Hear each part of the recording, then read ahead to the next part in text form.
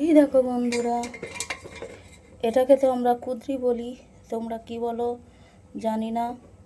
এই যে কুদরিটাকে এইভাবে করে কাটবো, কেটে নিয়ে ভাজা হবে।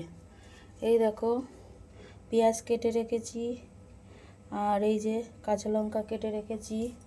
কাঁচা লঙ্কা পেঁয়াজ দিয়ে কুদরিটাকে ভাজা হবে। দেখো বন্ধুরা, এরভাবে কাটতে হবে, কেটে নিয়ে ভাজা করব।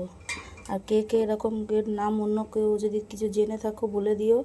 এটাকে তো আমরা বাংলা ভাষায় কুদরি বলি, জানি না, হয়তো অন্য কোনো নামও হতে পারে।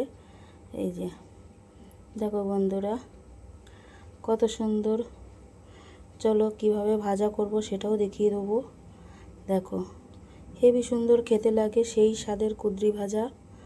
দেখো দেখেছো, এটাকে ভালো করে ধুয়ে রেখেছি, আমি এদিকে কাটছি আর রান্না করছি। তাহলে চলো বন্ধুরা,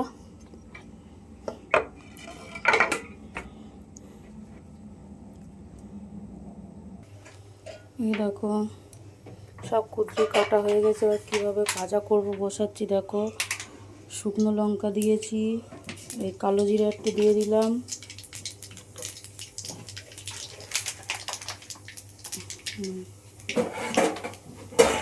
দিয়ে এবার আচ্ছা কুদরিটাকে ঢেলে দেবো। দেখো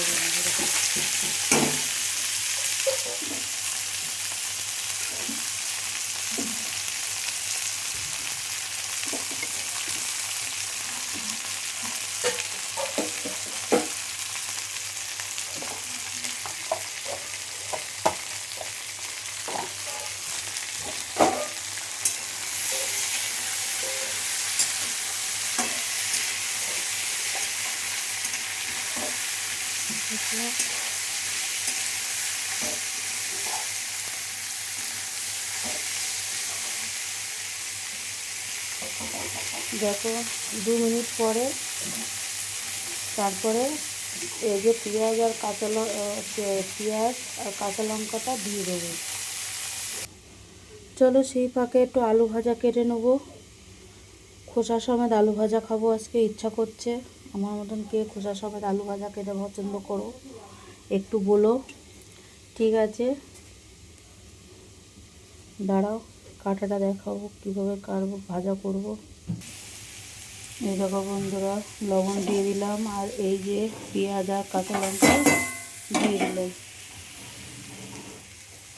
এইবার ভাজা হবে, ব্যাস সেই স্বাদের কুদরি ভাজা হবে।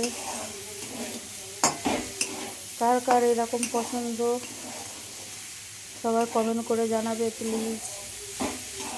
ঠিক আছে বন্ধুরা, সেই স্বাদের কুদরি ভাজা। ওয়াও।